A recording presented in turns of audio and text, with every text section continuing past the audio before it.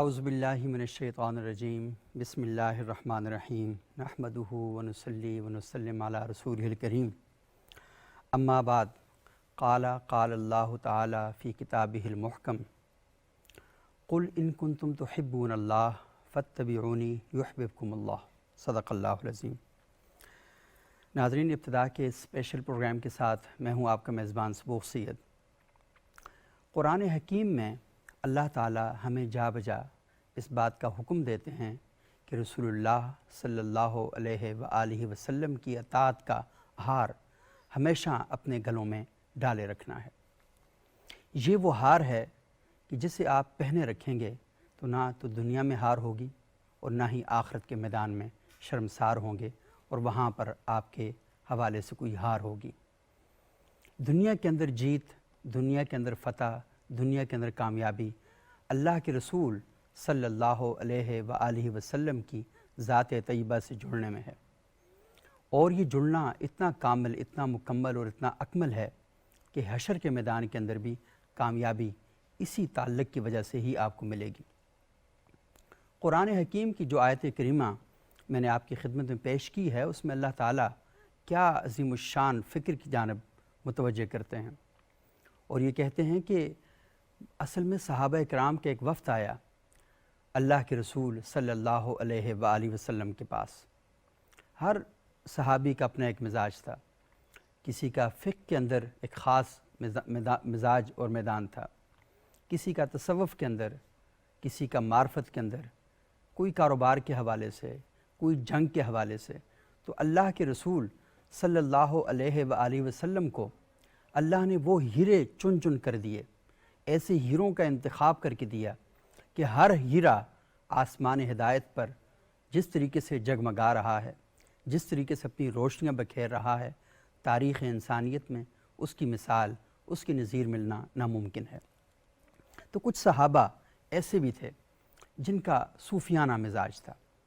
وہ اللہ کے رسول صلی اللہ علیہ وآلہ وسلم کی خدمت طیبہ میں حاضر ہوئے اور ان سے کہا کہ یا اللہ کے رسول، آپ کی صبح و شام کی جو تعلیمات ہیں وہ ہمیں اس جانب متوجہ کرتی ہیں کہ ہم اللہ کے ساتھ اپنا تعلق مضبوط کریں، ہم اللہ کے ساتھ محبت کرنا چاہتے ہیں، ہمارا دل، ہماری تڑپ یہ ہے کہ اللہ کے ساتھ ہمارا تعلق مضبوط ہو۔ تو یہ بتائیں کہ اللہ کے ساتھ اپنا تعلق اور محبت کو مضبوط کرنے کے لیے ہم کیا کریں کہ اللہ تعالیٰ سے ہم محبت کریں؟ تو اللہ تعالیٰ اس کا جواب قرآن حکیم میں پیغمبر علیہ السلام کی زبان مبارک سے یہ جاری کرتے ہیں کہ قل، کہہ دیجئے ان سے، ان کنتم تحبون اللہ، تم اگر اللہ سے محبت کرنا چاہتے ہو، اللہ کے ساتھ اپنا تعلق خاطر قائم کرنا چاہتے ہو، تو فاتبعونی، اللہ کے رسول صلی اللہ علیہ وآلہ وسلم کی اطاعت کرو، ان کی اتباع کرو، یحببکم اللہ، اللہ آپ سے محبت کرے گا۔ یعنی صحابہ آئے تھے اللہ کے رسول سے یہ جاننے کے لیے اور یہ پوچھنے کے لیے کہ ہم اللہ کے رسول صلی اللہ علیہ وآلہ وسلم، آپ ہماری رہنمائی کریں کہ ہم اللہ کے ساتھ محبت کرنا چاہتے ہیں، اللہ کے ساتھ محبت ہم کرنا چاہتے ہیں، اور اللہ کے رسول نے جواب دیا، جو اللہ نے حکم دیا وہ یہ تھا کہ فاتبعونی، کہ اتباع رسالت میں آپ کریں، اللہ کے رسول صلی اللہ علیہ وآلہ وسلم جو حکم دیتے ہیں ان احکامات پر عمل کریں، کیونکہ اللہ کے رسول صلی اللہ علیہ وسلم کی زبان مبارک جب بھی جنبش کرتی ہے، جب بھی زبان ان کی ہلتی ہے، وہ اللہ کی وحی کے بغیر نہیں ہلتی۔ اور قرآن حکیم میں دوسرے مقام پر اللہ تعالیٰ ارشاد فرماتے ہیں کہ فَأَوْحَىٰ إِلَىٰ عَبْدِهِ مَا أَوْحَىٰ، ایک اور جگہ کہا وَالنَّجْمِ إِذَا هَوَىٰ مَا ضَلَّ صَاحِبُكُمْ وَمَا غَوَىٰ وَمَا يَنطِقُ عَنِ الْهَوَىٰ، یہ نطق رسالت مآب جب بھی حرکت میں آتی ہے اس وقت تک نہیں آتی جب تک اللہ کی طرف سے وحی نہیں آ جاتی۔ تو اللہ کے رسول کی زبان پر جو کچھ بھی جاری ہوتا ہے وہ اللہ کے حکم کے مطابق جاری ہوتا ہے، اور اللہ کے حکم کے مطابق جو چیز جاری ہوتی ہے اس کی اتباع کرنا آپ پر لازم اور واجب ہے۔ اور اللہ کے ساتھ محبت کرنے کا طریقہ ہی یہی ہے کہ اتباع رسالت مآب صلی اللہ علیہ وآلہ وسلم کی جائے، اور اس کے نتیجے میں اللہ تعالیٰ آپ سے محبت کرے گا، اللہ تعالیٰ آپ کو دنیا اور آخرت میں کامیابیاں اور کامریاں نصیب فرمائے گا۔ تو ناظرین، یہ بہت اہم موضوع ہے یہ بہت اہم گفتگو ہے۔ ربیع الاول کا مبارک مہینہ حال ہی میں گزرا ہے، اور ہم نے دیکھا کہ اس مبارک مہینے میں ابتدا کے پلیٹ فارم پر بھی ہم نے بہت سے پروگرام کیے، محافل نعت کا انعقاد کیا، محافل مشاعرہ کا انعقاد کیا۔ اس کے ساتھ ساتھ ہم نے ان شخصیات سے آپ کی ملاقاتیں کروائیں جنہوں نے سیرت رسول صلی اللہ علیہ وآلہ وسلم کے حوالے سے معاشرے میں کوئی نمایاں کام کیا، کتابیں لکھیں، نظمیں لکھیں، نعتیں لکھیں، نثر کے میدان میں کام کیا، یا سیرت النبی کے جو اطلاقی پہلو ہیں ان پر معاشرے کے اندر جا کر انہوں نے گفتگو کی اور لوگوں کی رہنمائی کرنے میں اہم کردار ادا کیا۔ تو یہ جو رسول اللہ صلی اللہ علیہ وسلم کی ولادت کا مہینہ ہے، ویسے تو اللہ کے رسول تا قیام قیامت انسانوں کی رہنمائی کے لیے اور انسانوں کو دنیا اور آخرت میں بہترین انسان بنانے کے لیے آئے ہیں، لیکن سب سے اہم بات اور سب سے جو بنیادی بات ہے وہ یہ ہے کہ اتباع رسالت مآب کی جائے، اور اتباع رسالت مآب کیوں کی جائے، یہ بڑا اہم ہے۔ اور اللہ تعالیٰ قرآن حکیم میں اس کا جواب دیتے ہیں کہ جب آپ اتباع رسالت مآب کرتے ہیں، ہم آپ کی دنیا خوبصورت کر دیتے ہیں، ہم آپ کی آخرت خوبصورت کر دیتے ہیں۔ اس وقت اس دنیا کے اندر جو 8.5 ارب انسانوں کی آبادی ہے، آپ ان سے پوچھیں تو وہ آپ کو ایک ہی بات بتائیں گے کہ وہ اپنی زندگی کو خوبصورت بنانا چاہتے ہیں، اپنی زندگی کو خوشگوار بنانا چاہتے ہیں، وہ زندگی ایسے گزارنا چاہتے ہیں کہ وہ مطمئن ہو کر رہیں، خوبصورت زندگی گزاریں۔ تو اللہ تعالیٰ ہمیں بتاتے ہیں کہ اللہ کی جو اطمینان ہے، اللہ کا جو دیا ہوا سکون ہے، وہ آپ کیسے حاصل کر سکتے ہیں۔ اور یہ کہا گیا کہ آپ اللہ کا ذکر کریں، اللہ کا ذکر آپ کے قلوب کو اطمینان بخشے گا، اللہ کا ذکر آپ کو سکون بخشے گا۔ اور جب اللہ کا ذکر کیا ہے؟ اللہ کا ذکر اصل میں پیغمبر علیہ السلام کی اتباع ہے۔ اللہ کا ذکر کیا ہے؟ پیغمبر علیہ السلام کے اسوہ حسنہ پر عمل کرنا ہے، اور یہ اسوہ حسنہ پر عمل کرنا اور یہ اتباع رسالت مآب کرنا یہ کوئی معمولی چیز نہیں ہے۔ ہم یہ دیکھتے ہیں کہ جتنے انبیاء آئے ان سب انبیاء نے ایک ہی بات کی خوشخبری دی، ایک ہی بات کے بارے میں ہم بتایا کہ ایک وقت ایسا آئے گا کہ اللہ کے رسول آخری نبی آئیں گے، اور وہ جو آخری نبی ہیں ان کی اتباع، ان کا سکہ قیامت تک چلے گا، اور آپ نے انہی کی اتباع کرنی ہے۔ اور ہم یہ دیکھتے ہیں کہ جناب مسیح علیہ السلام نے قرآن حکیم ان کے الفاظ نقل کرتا ہے، وَمُبَشِّرًا يَأْتِي مِن بَعْدِ اسْمُهُ احمد، اس بات کی خوشخبری دے کر گے کہ میں خوشخبری دیتا ہوں کہ میرے بعد جو پیغمبر آئیں گے ان کا نام احمد ہوگا۔ اور آپ جانتے ہیں کہ اللہ کے رسول صلی اللہ علیہ وسلم کو محمد بھی ان کا نام ہے اور احمد بھی ان کا نام ہے، ان دونوں ناموں سے قرآن حکیم نے بھی ان کو پکارا، اور مکے کے لوگ بھی ان کو ان ناموں سے پکارتے تھے۔ اور اس کے علاوہ آپ جد الانبیاء، جنہیں تمام انبیاء کا باپ کہا جاتا ہے، سیدنا ابراہیم علیہ السلام، ان کے بارے میں آپ پڑھیں تو قرآن حکیم یہ کوئی تاریخ کی کتاب سے نہیں، قرآن کی تعلیمات سے میں آپ کو بتا رہا ہوں کہ قرآن ہمیں یہ بتاتا ہے کہ جب حضرت ابراہیم علیہ السلام مکہ کی بے آب و گیاہ وادی میں، نہ وہاں کوئی پھل پیدا ہوتا ہے، نہ وہاں پر کوئی سبزی پیدا ہوتی ہے، نہ وہاں پر کہیں پانی کا نام و نشان ہے، اللہ کے حکم کے مطابق وہ اپنی اکلوتی اولاد سیدنا اسماعیل علیہ السلام کو لے کر وہاں پر آ جاتے ہیں۔ کچھ نہیں ہے، ان کی والدہ سیدہ ہاجرہ سلام اللہ علیہا ان کے ساتھ ہیں، پانی نہیں ہے۔ ابراہیم علیہ السلام اللہ کے حکم کے مطابق اپنے اکلوتے بیٹے کو، اپنی اہلیہ کو چھوڑ کے چلے جاتے ہیں، اور جناب اسماعیل علیہ السلام، تاریخ ہمیں بتاتی ہے، قرآن ہمیں بتاتا ہے کہ پانی نہ ہونے کی وجہ سے، شدت پیاس کی وجہ سے وہ بلکتے ہیں، وہ تڑپتے ہیں، اور سیدہ ہاجرہ صفا اور مروہ کی پہاڑیوں کے درمیان دوڑتی ہیں، کبھی اس طرح جا کر ایک طرف سے دیکھتی ہیں، کبھی دوسری طرف جا کے اس طرح دیکھتی ہیں، کاش کہیں پانی نظر آ جائے، چند بوندیں پانی کی نصیب ہو جائیں، چند قطرے پانی کے نصیب ہو جائیں، وہ پانی ملے کہ جناب اسماعیل علیہ السلام کو وہ پانی پلائیں۔ لیکن تھوڑی دیر بعد جب آتی ہیں اپنے بچے کے قریب تو دیکھا کہ بچہ شدت پیاس سے ایڑیاں رگڑ رہا ہے، اور ایڑیاں رگڑتے ہوئے پانی کا ایک چشمہ وہاں سے پیدا ہوتا ہے،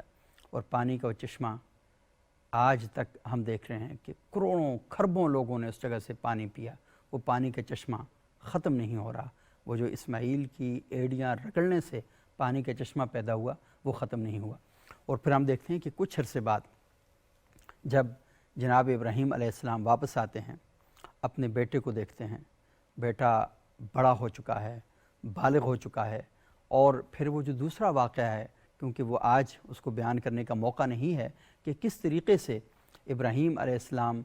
قرآن کا جو حکم ہے، اللہ تعالیٰ جو خواب میں آ کر بتاتے ہیں کہ اپنی سب سے پیاری چیز کو اللہ کی راہ میں قربان کر دیں، اور ابراہیم علیہ السلام اسماعیل علیہ السلام کو ساتھ لے کر جاتے ہیں اور اسماعیل علیہ السلام سے کہتے ہیں بیٹا میں نے خواب دیکھا، اس خواب کے اندر کیا دیکھا کہ میں آپ کو اللہ کے حکم کے مطابق ذبح کر رہا ہوں۔ تو آگے سے اسماعیل علیہ السلام یہ نہیں کہتے کہ بابا اتنے عرصے بعد آئے ہیں تو مجھے ذبح کرنے کے لیے آئے ہیں، مجھے تحقیق کرنے کے لیے آئے ہیں، بلکہ کہا کہ ففعل ما تؤمر، جس چیز کا آپ کو حکم دیا گیا ہے بابا جان وہ کام کر گزریے، ستجدنی انشاءاللہ من الصابرین، آپ مجھے صابروں میں سے پائیں گے۔ تو پھر وہ الگ ایک پورا واقعہ ہے، لیکن ابراہیم علیہ السلام اللہ کے ابراہیم خلیل اللہ ہیں، اللہ کے خلیل ہیں، اور اسماعیل ذبیح اللہ، اسماعیل جو اللہ کی راہ میں اپنی جان قربان کرنے کے لیے تیار ہوگی، یہ ذبیح اللہ ہیں۔ تو یہ دونوں کیا کرتے ہیں؟ یہ مکے کے اندر ایک عمارت کا انتخاب کرتے ہیں، ایک عمارت کو تعمیر کرنا چاہتے ہیں، اور وہ عمارت کی جب دیواریں بلند ہوتی ہیں، عمارت اوپر جاتی ہے، تو اس وقت وہ ایک دعا کرتے ہیں۔ یہ جو میں نے آپ سے کہا نا کہ انبیاء نے آ کر دنیا کو یہ خوشخبری دی کہ تمہارے پاس اللہ کا سب سے بڑا تحفہ آنے والا ہے، تمہارے پاس اللہ کی سب سے بڑی نعمت آنے والی ہے، تمہارے پاس وہ شخصیت آنے والی ہے جس نے معاشرے کے اندر معرفت خداوندی کے لیے آپ لوگوں کے ذہنوں کو آگاہ اور بیدار کرنا ہے۔ تو یہ جب دیواریں جناب ابراہیم علیہ السلام اور جناب اسماعیل علیہ السلام بلند کر رہے تھے، تو اس دیواریں بلند کرتے وقت جناب ابراہیم اور جناب اسماعیل نے ایک دعا کی، وَإِذْ يَرْفَعُ إِبْرَاهِيمُ الْقَوَاعِدَ۔ قرآن بتاتا ہے کہ جب دیواریں بلند کر رہے تھے اس وقت انہوں نے کہا کہ ربنا تقبل منا انک انت السمیع العلیم، اے ہمارے رب، ہمارے پاس یہی کچھ تھا، ہم یہی کر سکتے تھے، ہماری خواہش، ہماری تمنا آپ کا قرب حاصل کرنا ہے، اور آپ کے قرب کے حصول کے لیے یہی سب کچھ ہم کر سکتے تھے۔ آپ سمیع بھی ہیں، علیم بھی ہیں، آپ باریک سے باریک بات کو بھی سن سکتے ہیں، اور آپ سے زیادہ علم کس کے پاس ہے؟ تو ہماری اس محنت کو، ہماری اس کاوش کو، ہماری اس کوشش کو اپنی بارگاہ میں قبول فرما۔ اور پھر اس کے بعد جو دعا فرمائی، وہ دعا کیا خوبصورت دعا ہے۔ اس میں کہا کہ ربنا،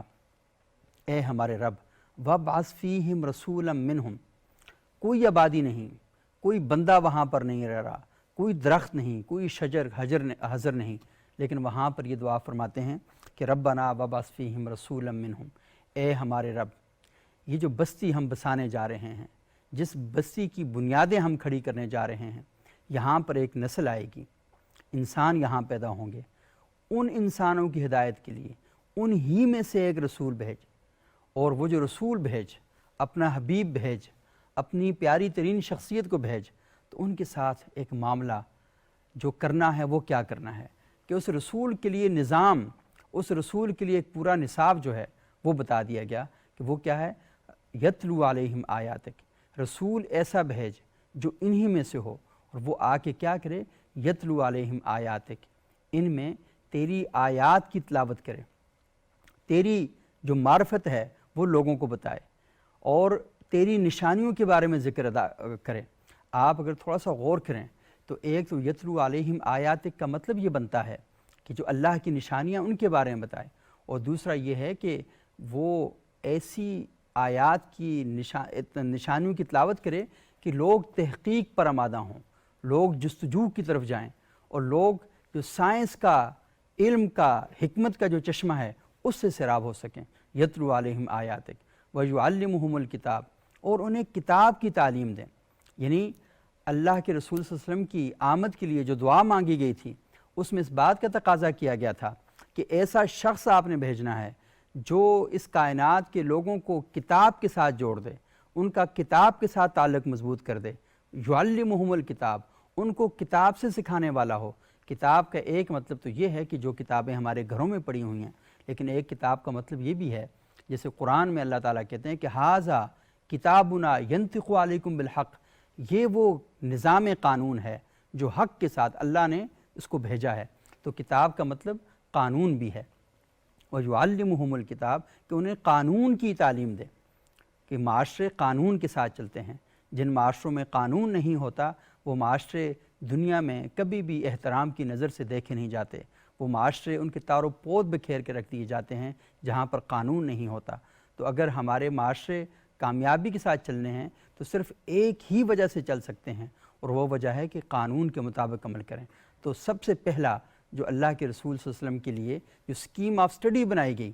کہ کیسے اللہ کے رسول نے نظام تعلیم کو، نظام تربیت کو اس معاشرے کے اندر لے کر چلنا ہے، اس معاشرے میں پروان چڑھانا ہے، تو سب سے پہلی بات کہ وہاں پر لوگ غور و فکر کرنے والے ہوں۔ یتلو علیہم آیاتک، کہ وہ اللہ کی نشانیوں پر ہر وقت غور و فکر کریں، اور اس کے بعد وہ معاشرے ایسے معاشرے ہوں جو قانون کے مطابق چلتے ہوں، جو کتاب کے مطابق چلتے ہوں، جو دستور کے مطابق چلتے ہوں، تو وہ معاشرے ہی کامیاب ہو سکتے ہیں۔ اور اس کے بعد جو تیسرا اسکیم آف اسٹڈی کے اندر جو چیز سکھائی، سمجھائی اور بتائی وہ یہ تھا وَيُعَلِّمُهُمُ الْكِتَابَ وَالْحِكْمَةَ۔ یہ جو دونوں کام ہیں، یہ دونوں کام دانائی کے ساتھ کریں، حکمت کے ساتھ کریں، گہرائی کے ساتھ کریں، علمی بصیرت کے ساتھ کریں، اشتعال انگیزی کے ساتھ، بے صبری کے ساتھ، انتشار کے ساتھ نہیں، کسی خوف یا رعب کی وجہ سے نہیں، بلکہ حکمت کے ساتھ یہ سارے کام کریں۔ اور آپ دیکھتے ہیں کہ قرآن حکیم نے ایک اور جگہ یہ فرمایا کہ ادعو الی سبیل ربک بالحکمہ، لوگوں کو راہ خدا کی طرف بلاؤ، اللہ کے راستے کی طرف بلاؤ، اور اس انداز سے بلاؤ کہ بالحکمہ، دانائی کے ساتھ، حکمت عملی کے ساتھ، بصیرت کے ساتھ اللہ کے راستے کی طرف بلانا ہے۔ اور ہم یہ دیکھتے ہیں کہ ہمارے ہاں لوگ اللہ کی طرف لوگوں کو بلاتے ہیں لیکن اشتعال انگیزی کے ساتھ بلاتے ہیں، گفتگو کرتے ہیں تو ان کی منہ سے آگ کے گولے نکل رہے ہوتے ہیں، اور بڑے فخر کے ساتھ کہا جاتا ہے کہ فلاں صاحب مقرر شعلہ بیاں ہیں۔ اللہ کے رسول صلی اللہ علیہ وسلم تو ہمیں بتاتے ہیں کہ آپ نے نرمی کے ساتھ، پیار اور محبت کے ساتھ لوگوں کو بلانا ہے، اور قرآن کی تعلیم بھی ہمیں یہی کہتی ہے کہ جیسے میں نے آیت کریمہ پڑھی کہ ادعو الی سبیل ربک بالحکمہ، حکمت کے ساتھ بلانا ہے، والموعظۃ الحسنہ، اور جو دین کی طرف لوگوں کو بلائے وہ اچھی اچھی باتوں کے ذریعے بلائے، دانائی کی باتوں کے ذریعے بلائے، مواعظ حسنہ یعنی اچھی گفتگو کے ذریعے، اچھے لب و لہجے کے ساتھ، تہذیب اور شائستگی کے ساتھ، نفاست کے ساتھ، اس کی اپنی وضاقتہ بھی خوبصورت ہو، اس نے اپنی وضاقتہ کو بھی اچھا اور بہترین بنایا ہو، اور اس کے ساتھ ساتھ یہ کہا گیا کہ اس کے جو انداز کلام ہو، اس کی جو معرفت ہو گفتگو کے اندر، وہ بھی اتنی خوبصورت ہونی چاہیے۔ وَجَادِلْهُمْ بِالَّتِي هِيَ أَحْسَنُ، تیسرا اصول یہ بتایا کہ گفتگو کے دوران بعض اوقات ایسا ہو جاتا ہے کہ دوسرا بندہ بات کو نہیں مانتا، یا بات کو نہیں سمجھتا، یا جان بوجھ کے سمجھنا نہیں چاہتا، تو اس وقت آپ نے کس اصول کو اس پر عمل پیرا ہونا ہے؟ وَجَادِلْهُمْ بِالَّتِي هِيَ أَحْسَنُ، کہ آپ نے اس کے ساتھ، وہ اگر بات سخت بھی ہو جاتی ہے اسے بھی بہترین طریقے سے کرنا ہے۔ آپ کی آواز بلند نہیں ہونی چاہیے، آپ کے دلائل ہمیشہ بلند ہونے چاہیے، آپ کا انداز کلام ہمیشہ خوبصورت رہے، آپ کا انداز کلام ہمیشہ بہترین رہے۔ تو آپ نے اس حالت میں بھی جب دوسرا فریق آپ کو ٹیز کرنا چاہتا ہے، دوسرا فریق آپ کو مشتعل کرنا چاہتا ہے، آپ اگر اللہ کی دعوت کے سفر کے راہی ہیں تو آپ پر یہ لازم اور واجب ہے کہ اس موقع پر بھی آپ نے اشتعال کا مظاہرہ نہیں کرنا، اس موقع پر بھی آپ نے گفتگو میں خرابی نہیں پیدا کرنی، بلکہ اپنے دلائل سے مزین گفتگو جو ہے وہ آپ نے کرتے رہنا ہے، اور اس وقت تک کرتے رہنا ہے جب تک آپ کو اس بات کا حکم دیا گیا ہے۔ تو وہ جو بات ہم کر رہے تھے کہ جناب ابراہیم علیہ السلام نے اسکیم آف اسٹڈی دی، تو اس میں پہلا اصول یتلو علیہم آیاتک، دوسرا اصول وَيُعَلِّمُهُمُ الْكِتَابَ، اور تیسرا اصول حکمت۔ حکمت کتنی اہم بات ہے۔ ہمارے ہاں لوگ جو دوائیاں بیچنے والے حکیم ہیں ان کو حکیم سمجھتے ہیں۔ حکیم انسان بندہ مومن کی بنیادی صفت ہے کہ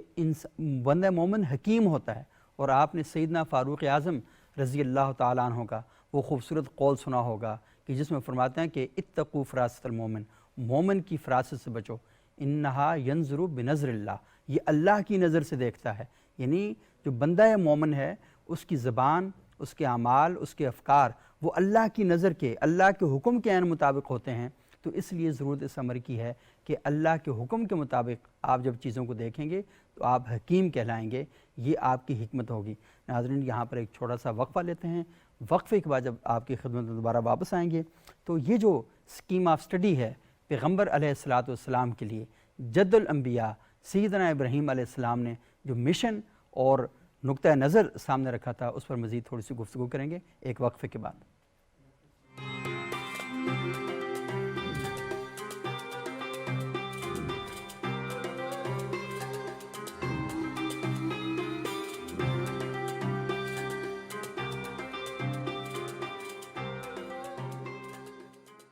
ناظرین، وقفے کے بعد ایک بار پھر ابتدا میں خوش آمدید۔ آج ہم گفتگو کر رہے ہیں ربیع الاول کی مناسبت سے، اور ربیع الاول کے مہینے میں رسول اللہ صلی اللہ علیہ وآلہ وسلم کا ذکر کیا گیا، ان کی فکر پر بات ہوئی۔ لیکن لوگ یہ چاہتے ہیں، لوگ یہ سمجھنا چاہتے ہیں کہ پیغمبر علیہ السلام کی سیرت طیبہ کے اطلاقی پہلو، یعنی وہ پہلو جن پر ہم عمل کر سکیں، وہ کیا پہلو ہیں؟ تو میں نے قرآن حکیم میں جو ابراہیم علیہ السلام کی دعا تھی، جس میں جناب ابراہیم علیہ السلام یہ ارشاد فرماتے ہیں، اللہ کے حضور دست دعا بلند کرتے ہیں اور اللہ سے اس بات کا اجر مانگتے ہیں کہ ہم نے جو مسجد الحرام کی اور خانہ کعبہ کی دیواریں بلند کی ہیں، اس کے نتیجے میں کہتے ہیں کہ یا اللہ تو سمیع بھی ہے، تو علیم بھی ہے، اور ہم تیرے حضور یہ دعا دست دعا بلند کرتے ہیں اور اس بات کی تمنا کرتے ہیں کہ اے ہمارے رب، تو اس بستی میں ایک ایسی شخصیت کو بھیج جو یتلو علیہم آیاتک، ان کے سامنے آیات کی تلاوت کرے، وَيُعَلِّمُهُمُ الْكِتَابَ، انہیں کتاب کی تعلیم دے، قانون کی تعلیم دے، اور یہ قانون کے مطابق تاکہ اپنی زندگیاں جو ہیں وہ گزارنا شروع کر دیں، والحکمہ۔ تو ان تینوں پہلوؤں پر وقفے سے پہلے میں نے آپ کے ساتھ بات کی، اور آخر میں جو چوتھی چیز ہے اس کا نام ہے وَيُزَكِّيهِمْ۔ جب یہ تلاوت آیات کریں گے، جب کتاب کی تعلیم حاصل کریں گے، جب حکمت کے ساتھ بات کریں گے، حکمت اور دانائی کی باتیں سیکھیں گے، تو اس کے بعد ان کے لیے سب سے اہم ترین بات یہ ہے کہ ان کا تزکیہ نفوس ہونا چاہیے، ان کا تزکیہ قلوب ہونا چاہیے۔ انہیں اس طریقے سے ان کی تربیت کریں، ان کی تعلیم فراہم کریں کہ یہ اللہ کے ساتھ جڑ جائیں، ان کا جو تعلق مع اللہ ہے وہ مضبوط سے مضبوط ہو، اور تعلق مع اللہ مضبوط ہونے کا راستہ پیغمبر علیہ السلام کی سیرت سے ہٹ کر نہیں ہو سکتا۔ آپ کوئی بھی چیز معاشرے کے اندر ایسی نہیں کر سکتے کہ جس کا تعلق اللہ کے رسول صلی اللہ علیہ وآلہ وسلم کی سیرت طیبہ سے ظاہر نہ ہوتا ہو، اور آپ وہ کریں اور یہ سوچیں کہ اللہ کے ساتھ تعلق مضبوط ہو جائے گا، کبھی بھی نہیں ہو سکتا۔ تو اپنے دلوں کو پاک کرنا، اپنے دماغوں کو پاک کرنا، اس کے لیے سب سے بہترین اور سب سے زبردست بات جو ہے وہ قرآن حکیم ہمیں بتاتا ہے، پیغمبر علیہ السلام کی ذات طیبہ ہمیں بتاتی ہے، اور ہمیں بتاتی ہے کہ یہ الحب للہ والبغض للہ، کہ جو دامن توحید سے چمٹا ہوا انسان ہے، جو دامن رسالت مآب صلی اللہ علیہ وآلہ وسلم سے فکری پرورش پانے والا انسان ہے، اس کی زندگیوں کے اندر یہ بات سب سے اہم ہوگی کہ اس کا تعلق، اس کی محبت اللہ ہی کے لیے ہوگی، اور کسی کے ساتھ اگر وہ بغض رکھتا ہے، وہ صرف اس وجہ سے رکھے گا، اس سے دور رہتا ہے تو صرف اس وجہ سے رہے گا کہ اس کا تعلق اسے اللہ سے دور کر سکتا ہے، تو اس وجہ سے وہ اس سے دوری اختیار کرتا ہے۔ تو یہ جو تعلیمات ہیں وہ یزکیہم کی جو فلسفی کے اندر بات ہے کہ تزکیہ نفوس کرنا، تزکیہ قلوب کرنا، ایسی محافل کو اختیار کرنا، ایسی مجالس کے اندر بیٹھنا، ایسے لوگوں سے تعلق قائم کرنا جو آپ کا تعلق اللہ کے ساتھ قائم کر دیں، اور آپ کی دنیا کو اور آپ کی آخرت دونوں کو بہتر کر دیں، اور آپ کی دنیا اور آخرت دونوں کو سنوار دیں، وہ یزکیہم کے سانچے میں آتا ہے۔ اور پیغمبر علیہ السلام نے ایسے افراد تیار کیے جو قرآن کی تعلیمات کے سانچے میں ڈھلے ہوئے انسان تھے، اور یہ فی ظلال القرآن، قرآن کے سائے میں رہنے والے انسان جو ہیں وہ انہوں نے تیار کیے۔ اور یہ جو چاروں چیزیں ہیں یہ بڑی اہمیت کی حامل ہیں۔ اگر ہم اللہ کے رسول صلی اللہ علیہ وسلم کی سیرت کے اطلاقی پہلوؤں کو دیکھیں تو ہمیں دیکھنا ہوگا کہ مقصد بعثت مصطفیٰ صلی اللہ علیہ وآلہ وسلم کیا ہے، اور یہ جو مقصد بعثت مصطفیٰ ہے یہ اصل میں ہے کیا۔ اور وہ بڑا خوبصورت شعر بھی ہے نا کہ ہوئے پہلوئے آمنہ سے حویدہ، دعائے خلیل اور نوید مسیحا، کہ یہ جو آمنہ کے پہلو سے پیدا ہوئے ہیں یہ کوئی معمولی شخصیت نہیں ہے، یہ جناب ابراہیم علیہ السلام جو جد الانبیاء ہیں، یہ ان کی دعا کا ثمر ہیں، اور ان کے بارے میں جناب مسیح علیہ السلام نے بشارتیں دے رکھی ہیں، خوشخبریاں دے رکھی ہیں کہ یہ اس دنیا کے اندر آئیں گے، اور یہ انسانوں کی تربیت کا اور تعلیم کا جو پورا ایک نظام ہے اس سے فراہم کریں گے۔ تو یہ جو چار چیزیں ہیں، یہ اطلاقی پہلو میں پیغمبر علیہ الصلوۃ والسلام کی سیرت کے جو اطلاقی پہلو ہیں اس میں بڑا رول ہے۔ تو آپ اپنے معاشرے کے اندر اپنے بچوں کی تربیت کرتے ہوئے، اپنی تربیت کرتے ہوئے ان چاروں چیزوں کو ہمیشہ مد نظر رکھیں۔ تو سب سے پہلی چیز یہ ہے کہ آپ نے یتلو علیہم آیاتک، یہ جو غور و فکر کا میدان ہے، تحقیق کا میدان ہے، تجسس کا میدان ہے، اس کے نتیجے میں معاشرے کو قائم کرنا اور بہترین معاشرہ قائم کرنے کی بات ہے۔ اور میں اگر تھوڑی سی اجازت دے کر اس کے پہلوؤں میں سے آگے چل کے یہ کہوں کہ سائنس کا میدان، ریسرچ کا میدان، یہ اللہ کے رسول صلی اللہ علیہ وسلم کی تعلیم کا، تربیت کا ایک بنیادی حصہ ہے۔ اور آپ نے دیکھا کہ پیغمبر علیہ الصلوۃ والسلام نے جہاں پر لوگ شجرکاری کر رہے تھے وہاں پر جا کر ان کو بتایا کہ آپ شجرکاری اس طرح کریں۔ آپ وہاں پر جا کر آپ دیکھ لیں کہ جانوروں کے بارے میں، ان کے حقوق کے بارے میں بھی ارشاد فرمایا، درختوں کے بارے میں بھی ارشاد فرمایا، اور ساتھ یہ بتایا کہ ان سے جو فائدے آپ حاصل کرتے ہیں تو فائدے آپ اسی وقت حاصل کر سکتے ہیں جب ان کے بارے میں آپ کو معلومات ہوں، جب ان کا آپ کو ادراک ہو تو تب ہی آپ ان سے فائدے حاصل کرتے ہیں۔ تو پورا چشمہ رسالت سے ایک فیضان جو ہے وہ سائنس کے میدان کا فیضان بھی ہے، اور وہاں سے آپ اس کو غور کریں تو آپ وہاں سے نکال سکتے ہیں، کیونکہ اللہ کی آیات جو ہیں، اللہ کی جو نشانیاں ہیں وہ اصل میں یہی ہیں۔ اور دوسرا پہلو کہ ہمیشہ اس بات کی کوشش کریں کہ جو ملک کا قانون ہے کسی صورت میں اس قانون کو پامال نہیں کرنا۔ جو اللہ کے رسول صلی اللہ علیہ وسلم نے بہترین معاشرے کے قیام کے لیے قانون فراہم کیا ہے اس قانون سے کسی صورت میں روگردانی نہیں کرنی۔ اور آپ جب اس قانون کے مطابق چلیں گے تو آپ دیکھیں گے کہ معاشرہ کیسے امن اور خیر کا معاشرہ بنتا ہے۔ اور آپ یہ دیکھ لیں کہ قرآن کی تعلیمات ہمیں بتاتی ہیں کہ کوئی شخص اگر چوری کرتا ہے، ڈاکہ ڈالتا ہے، اس کے لیے قانون ہے کہ اس کے ہاتھ کاٹے جاتے ہیں۔ اور اللہ کے رسول نے قانون کے نفاذ میں کس قدر سختی کا مظاہرہ فرماتے تھے، اور یہ فرمایا کہ وہ جو فاطمہ بنت اسد تھیں ان کے بارے میں پتہ چلا کہ انہوں نے چوری کی ہے، کہا کہ ان کے ہاتھ کاٹے جائیں گے، اور لوگوں نے سفارشیں کی، بڑے قبیلے کی خاتون ہے، بڑے نام والے لوگوں کی ہیں، مکے کی ایلیٹ کلاس سے تعلق رکھتی ہیں، یا رسول اللہ ان کو سزا مت دیجیے کیونکہ بڑا خاندان ہے، بدنامی ہو جائے گی۔ تو رسول اللہ صلی اللہ علیہ وسلم کا جو چہرہ تھا وہ سرخ ہو گیا۔ آپ نے فرمایا کہ تم کیا ایسی بات کا سفارش کرتے ہو، ایسی بات کا مطالبہ کرتے ہو جس کا حکم اللہ کی طرف سے ہے، اللہ کے قانون کو توڑ دیا جائے، اللہ کے قانون کو پامال کر دیا جائے۔ اور یہ کہا کہ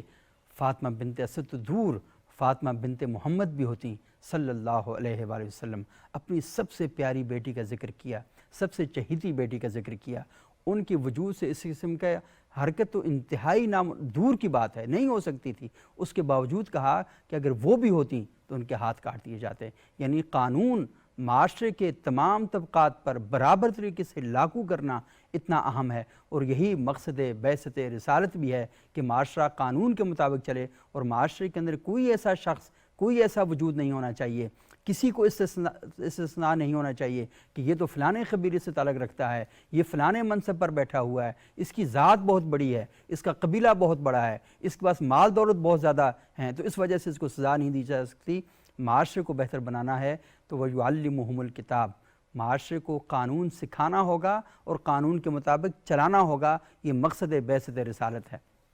اور جو تیسری بات وہ یہ کیا ہے کہ والحکمہ، کبھی بھی اشتعال انگیزی کا مظاہرہ مت کریں، کسی بھی صورت میں معاشرے کے اندر ایسی بات نہ کریں جس سے آگ بھڑک اٹھے، فتنہ اور فساد پیدا ہو، اور کوئی ایسی چیز ہو کہ معاشرے کے اندر اونچ نیچ کا نظام قائم ہو جائے۔ تو ہمیشہ معاشرے کے اندر جب بھی آپ بات کریں حکمت کے ساتھ بات کریں، دانائی کے ساتھ بات کریں، وقت دیکھ کر بات کریں، کون سی بات کرنے کا سب سے مناسب وقت کیا ہو سکتا ہے اس کے مطابق بات کریں۔ اور حکمت جاننے کے لیے آپ کو انسانی مزاج کا جاننا بہت ضروری ہوتا ہے، یہ ایک نفسیاتی پہلو ہے۔ آپ جب تک نفسیات سے آگاہ نہیں ہوں گے، نفسیات نہیں پڑھیں گے، تب تک آپ کبھی بھی لوگوں کے مزاج کو نہیں جان سکتے۔ ہم یہ دیکھتے ہیں کہ گھروں کے اندر والدین بچوں کے مزاج سے ناآشنا ہیں، بچے والدین کے مزاج سے ناآشنا ہیں، اور اکثر اوقات گھروں میں لڑائیاں، فتنہ فساد ہمیشہ رہتا ہے، اور طلاقوں پر جا کر منتج ہو جاتا ہے، بچے بکھر جاتے ہیں، ذہنی نفسیاتی طور پر وہ ٹوٹ پھوٹ کا شکار ہو جاتے ہیں۔ تو حکمت جو ہے اس کو جاننے کے لیے آپ کو ہر وقت اپنے آپ کو ٹھنڈے طریقے سے غور و فکر کے لیے آمادہ کرنا ہوگا۔ جب آپ ٹھنڈے طریقے سے اپنے آپ کو غور و فکر کے لیے آمادہ کریں گے تو اس کا نتیجہ یہ نکلے گا کہ آپ ہمیشہ جب بھی بات کریں گے تو غور و فکر کر کے بات کریں گے، سوچ سمجھ کر بات کریں گے، اور آپ یہ سوچیں گے کہ میں وہ بات کروں جس بات کا فائدہ ہونا چاہیے، مجھے وہ بات ہرگز نہیں کرنی کہ جس بات کا نقصان ہو۔ تو بندہ مومن کی یہ صفت ہے کہ وہ اللہ کے رسول نے جو اس کو پڑھائی ہے، سمجھائی ہے اور سکھائی ہے، وہ یہ ہے کہ وہ حکمت کے ساتھ بات کرے گا اور مواعظ حسنہ کے ساتھ بات کرے گا۔ اور آخری بات وہ یزکیہم، کہ تزکیہ نفس ہو، آپ اپنی نفسانی خواہشات کے تابع مت ہو جائیں، آپ اپنی جو انسانی جبلتیں ہیں ان کے مطابق کہیں نہ زندگی کو، آپ تربیت رسالت معاب کے مطابق اپنی زندگیوں کو گزاریں اور اپنا تزکیہ نفس کریں۔ کہیں بڑا عہدہ، کہیں چند پیسے، کہیں بڑھتا ہوا تھوڑا سا علم آپ کو غرور تکبر میں مبتلا نہ کر دیں۔ اللہ تعالیٰ نے اگر آپ کو تھوڑا سا علم دے دیا ہے تو اکڑنے کی ضرورت نہیں ہے، چند پیسے چند ٹکے آپ کو دے دیے ہیں تو اس پر غرور کرنے کی ضرورت نہیں ہے۔ اپنے نفس کے ٹیڑھے پن کو ہمیشہ سیدھی راستے پر لگائیں، اور وہ آپ اسی صورت میں کر سکتے ہیں کہ جب آپ وَيُزَكِّيهِمْ، اللہ کے رسول صلی اللہ علیہ وسلم نے جو آپ کو سکھایا ہے اور آپ کو بتایا ہے اس کے مطابق عمل کریں گے۔ اور ہم یہ دیکھتے ہیں کہ اسلامی تعلیمات ہمیں یہ حکم دیتی ہیں، رسول اللہ صلی اللہ علیہ وسلم کا ارشاد مبارک ہے کہ قبرستان کا چکر ضرور لگایا کریں، دن میں کم از کم 16-17 مرتبہ موت کو ضرور یاد کیا کریں کہ آپ نے ایک دن مر جانا ہے۔ یہ جو 5 وقت کی نماز ہے یہ ہمیں بتاتی ہے کہ آپ نے تھوڑا سا کام دنیا کا کرنا ہے اور پھر اللہ کے دربار میں حاضر ہونا ہے اور وہاں جا کے سجدہ کرنا ہے، اور سجدہ ہمیں یہ بات بتاتا ہے کہ میں کچھ بھی نہیں، میری ذات کچھ بھی نہیں، میری اوقات کچھ بھی نہیں، سب کچھ اللہ کا ہے، اللہ کا دیا ہوا ہے، اور اللہ کے دیے ہوئے میں سے مجھے علم بھی اس نے دیا، مجھے پیسہ بھی اس نے دیا، میں نے علم کو بھی اللہ کے دیے ہوئے حکم کے مطابق استعمال کرنا ہے اور میں نے دیے ہوئے پیسے کو بھی اللہ کے حکم کے مطابق استعمال کرنا ہے۔ تو جب معاشرے کے اندر ایسے لوگ ہوں گے جو تزکیہ نفوس اور اللہ کے رسول صلی اللہ علیہ وسلم کے دیے ہوئے تزکیے کے مطابق اپنے آپ کو اس قالب میں، اس سانچے میں ڈھالنے والے ہوں گے، تو نتیجے کے طور پر ہم دیکھیں گے کہ معاشرہ خیر و برکت کا نمونہ بن جائے گا۔ اس وقت پوری دنیا میں لوگوں کے بڑے مسائل کیا ہیں؟ آپ یہی دیکھ لیں کہ کسی کے پاس چند پیسے ہیں تو وہ دھڑا دھڑ انہیں خرچ کر رہا ہے، فضول اور بے معنی چیزوں پر خرچ کر رہا ہے، اور وہ کھانے پینے پہ آ گیا ہے تو ایسی ایسی چیزیں کھا رہا ہے کہ اس کی صحت کے لیے درست نہیں ہے، معاشرے کے لیے درست نہیں ہے، کیونکہ ایک صحت مند انسان ہوگا تو معاشرہ بھی صحت مند ہوگا۔ اور ہم یہ دیکھتے ہیں کہ قرآن حکیم ہمیں کھانے پینے کے بارے میں جو تعلیم دیتا ہے، اور اللہ کے رسول صلی اللہ علیہ وسلم کے ذریعے وہ تعلیم ہمیں دی گئی ہے کہ وہ بتاتا ہے کہ کھاؤ اور پیو لیکن اسراف نہیں کرنا آپ نے، یعنی کھانے پینے میں کلوا واشربوا ولا تسرفوا، کھاؤ بھی، ہم تمہیں کھانے سے نہیں روکتے، واشربوا، پیو بھی، ہم تم پینے سے نہیں روکتے، لیکن اسراف سے ہم روکتے ہیں۔ اور دوسری جگہ کہا کہ ان المبذرین کانوا اخوان الشیاطین، یہ جو فضول خرچ لوگ ہیں یہ شیطان کے بھائی ہیں، اور شیطان اللہ کا دشمن ہے، اللہ کا کھلم کھلا دشمن ہے، اور یہ آپ کو ہمہ وقت اس بات پر آمادہ کرتا رہتا ہے کہ آپ بھی اللہ کے کھلم کھلا دشمن بن جائیں۔ اور اللہ کے جو محبوب لوگ ہیں، اللہ کے جو تابعداری کرنے والے لوگ ہیں، وہ کبھی بھی ایسی حرکت نہیں کرتے، اپنی صحت کا بھی خیال رکھتے ہیں، صحت مند معاشرہ بھی قائم کرتے ہیں، اور فضول خرچی سے ہمیشہ اجتناب کرتے ہیں۔ ان کا ایک ایک روپیہ معاشرے میں خیر اور برکت کے لیے استعمال ہوتا ہے، معاشرے کی بہتری کے لیے استعمال ہوتا ہے۔ تو ناظرین، یہ بہت اہم اور ایسی گفتگو ہے جو اللہ کے رسول صلی اللہ علیہ وسلم کی تعلیمات کے ذریعے ہم تک پہنچی ہے، اور ہمیں اپنے معاشرے میں اس کو لے کر چلنا ہے، کیونکہ ذکر رسول صلی اللہ علیہ وسلم اس لیے کیا جاتا ہے کہ لوگوں کو فکر رسول صلی اللہ علیہ وسلم تک لے کر آیا جائے، اور اس کے اندر کچھ چیزیں بڑی اہم ہیں، تھوڑی سی کیونکہ کچھ ذکر کی قرآن اور احادیث کے حوالوں سے، چند چیزیں اور میں آپ کے سامنے ذکر کروں گا کہ سب سے اہم بات یہ ہے کہ آپ جب گھر کا انسٹیٹیوٹ قائم کرتے ہیں، اپنا گھر بناتے ہیں، تو اللہ کے رسول صلی اللہ علیہ وسلم نے فرمایا کہ وہاں پر آپ نے کن چیزوں کا خیال رکھنا ہے، اور وہ جو حدیث مبارکہ اکثر اوقات علماء اکرام اپنے خطبات میں پڑھتے ہیں کہ خیرکم خیرکم لأہلی وانا خیر لأہلی، کہ تم نے اپنے جو گھر والے ہیں، اپنی جو اہلیہ ہے، اس کے ساتھ سب سے بہترین سلوک کرنا ہے، اور میں اپنی اہلیہ کے ساتھ، اپنی ازواج کے ساتھ سب سے بہترین سلوک کرتا ہوں۔ تو اپنی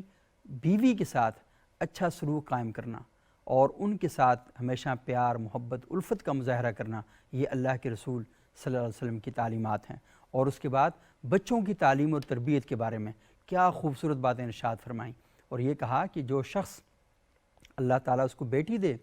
اس کو اولاد دے، اس کی اچھے طریقے سے تربیت کرے، حشر کے میدان میں وہ میرے ساتھ اس طرح کھڑا ہوگا جس طرح یہ انگلی کھڑی ہوتی ہے، یعنی اس انگلی کو دوسری انگلی سے جدا نہیں کیا جا سکتا، یہ خدا نے اکٹھی پیدا کی ہیں۔ تو اللہ کے رسول صلی اللہ علیہ وسلم فرماتے ہیں کہ اولاد کی اچھی تربیت کرنے والا شخص، اولاد کی قرآن اور سنت کے سانچے میں اس فریم میں رکھ کر تربیت کرنے والا شخص حشر کے میدان میں میرے ساتھ کھڑا ہوگا، اور جس کو اللہ کے رسول حشر کے میدان میں اپنے ساتھ کھڑا کر دیں اس کی کامیابی کی اس سے بڑھ کے کیا گارنٹی ہو سکتی ہے۔ اور دوسری بات یہ ہے کہ یہ فرمایا کہ آپ معاشرے میں جب تک رہیں گے تو مثبت سوچ اور جو طرز عمل ہے، رویہ ہے، اس کے ساتھ آپ نے رہنا ہے۔ اگر آپ کی سوچ پازیٹیو نہیں ہے، آپ نیگیٹو سوچ کے ساتھ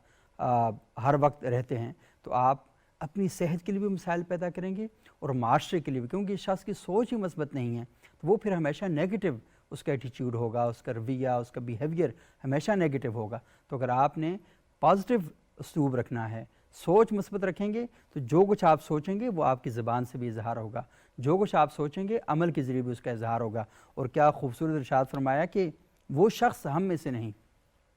جس کے ہاتھ اور زبان سے دوسرا انسان یا مسلمان محفوظ نہیں۔ تو آپ کو اس بات کا حکم دیا گیا ہے کہ آپ نے سوچنا بھی اچھا ہے اور بولنا بھی اچھا ہے اور کرنا بھی اچھا ہے، تو آپ نے معاشرے کو اس خد و خال کے مطابق اس کی تعمیر کرنی ہے۔ اور دوسرا